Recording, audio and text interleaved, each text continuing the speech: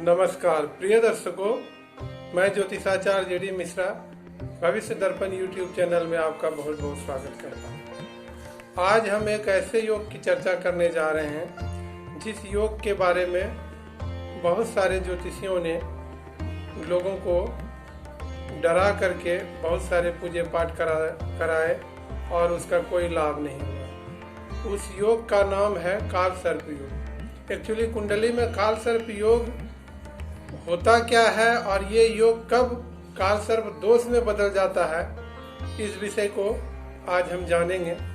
और सर्वप्रथम जानेंगे कि काल सर्प योग कुंडली में कैसे देखा जाता है। यूं तो काल सर्प योग 12 प्रकार के होते हैं।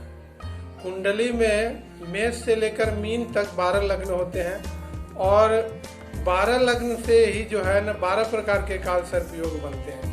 यदि आपकी कुंडली में मेष लग्न की कुंडली है और प्रथम भाव में राहु देव है और सप्तम भाव में केतु देव है तो ये अनंत नामक काल सर्प योग होता है। उसी प्रकार कुंडली में अगर द्वितीय भाव में राहु देव है और अष्टम भाव में केतु देव है तो ये कुलिक नामक काल सर्प योग होता है। उसी प्रकार तीसरे भाव में राहु देव है और नवम भाव में केतु देव है तो ये बास्की नामक काल सर्प योग होता है। फिर चौथे काल सर्प की बात करते हैं तो चौथा काल सर्प योग अगर आपकी कुंडली में चौथे भाव में राहु देव है और 10वें भाव में केतु देव है तो यह शंखपाल नामक काल सर्प योग होता है। फिर बात करते हैं 5वें काल सर्प योग की।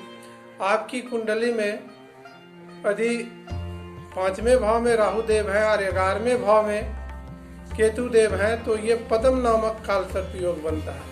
ठीक उसी प्रकार से यदि आपकी कुंडली में 6ठे भाव में राहु देव है और 12वें भाव में केतु देव है तो ये महापद्म काल सर्प योग बनता है। अब बात करते हैं 7वें प्रकार के काल सर्प योग की।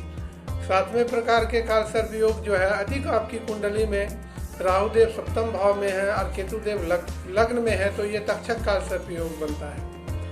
ठीक 8वें भाव में राहु देव है और द्वितीय भाव में केतु देव है तो करकोटक नामक काल सर्प योग बनता है। ठीक 9वें भाव में राहु देव है और तृतीय भाव में केतु देव है तो शंखचूड़ नामक काल सर्प योग बनता है। 10वें भाव में राहु देव है और चौथे भाव में केतु देव है तो ये घातक नामक काल सर्प योग बनता है। फिर 11वें भाव में अगर राहु देव है और पंचम भाव में केतु देव है तो विषाक्त नामक काल सर्प योग बनता है। फिर 12वें भाव में अगर राहु देव है और 6ठे भाव में केतु देव है तो शेष नाग नामक काल सर्प योग बनता है। तो इस प्रकार से कुंडली में 12 प्रकार के काल सर्प योग बनते हैं। लेकिन ये काल सर्प योग कब काल सर्प दोष में परिवर्तित हो जाते हैं, इसको जानने के लिए कुंडली में हमारे ज्योतिषकारों ने कुछ सूत्र दिए हैं। सर्वप्रथम तो देखिए काल सर्प होता क्या है और काल सर्प योग बनता कैसे है।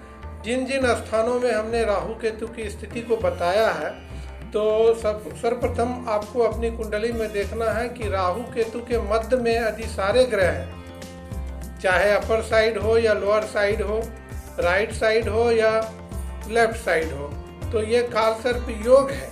लेकिन ये काल सर्प दोष तब होता है जब राहु केतु की डिग्री तमाम ग्रहों से ज़्यादा हो और साथ ही राहु केतु जिन भाव में बैठे हैं उन भाव के स्वामी यदि बली अवस्था में है तो ये काल सर्प योग दोष नहीं होता, ये काल सर्प योग है, इसका कुछ विशेष प्रभाव नहीं है।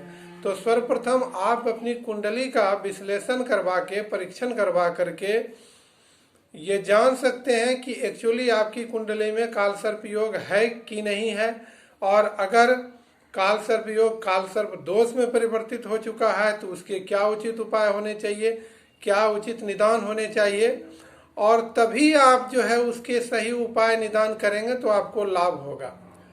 अन्यथा अगर किसी ने कहा कि आप ये शिव की पूजा कर लो, आप ये कर लो, ये प्रवाहित कर लो, जल में ये प्रवाहित कर लो, आप कुछ भी करेंगे उसका आपको कोई लाभ नहीं मिलेगा जब तक आप नहीं जानेंगे कि आपकी कुंडली में वाकई में काल सर्प दोष है कि नहीं है। और ऐसे में राहु केतु का उपाय किया जाता है। जिन भावों के बीच ये काल सर्प योग बनता है, उन भावों से संबंधित व्यक्ति को जीवन में पीड़ा आती है। तो सबसे पहले उदाहरण स्वरूप हम एक भाव की चर्चा करते हुए आपको बता दें कि यदि आपकी कुंडली में लग्न में राहु देव है और केतु देव सप्तम स्थान में है, तो लग्न से जिन जिन चीजों को देखा जाता है और सप्तम से जिन जिन चीजों को देखा जाता है और इनके मध्य जितने भी भाव आते हैं, उन भाव से संबंधित आपको जीवन में पीड़ा होगी। इसलिए आप समय रहते योग्य ज्योतिषाचार्य से अपनी कुंडली का परीक्षण करवावें और काल सर्प दोष का उपाय करें। यूं तो अगर आपकी कुंडली में काल सर्प योग है तो आप एक छोटा सा उपाय करके देख सकते हैं। वो उपाय ये है कि आपको जो है ना, काले का जो है जल में काला अनाज या काला कपड़ा बुधवार वाले दिन आप किसी गरीब को, किसी ब्राह्मण को दान करें। साथ ही राहुदेव के मंत्र का जप करें और ओम नमः शिवाय मंत्र का जप करें। प्रत्येक सोमवार को आप शिवलिंग पे जल चढ़ावें। इससे भी जो है धीरे धीरे आपका काल सर्प दोष की शांति हो जाएगी और आपके जीवन में सुख समृद्धि आएगी। धन्यवाद।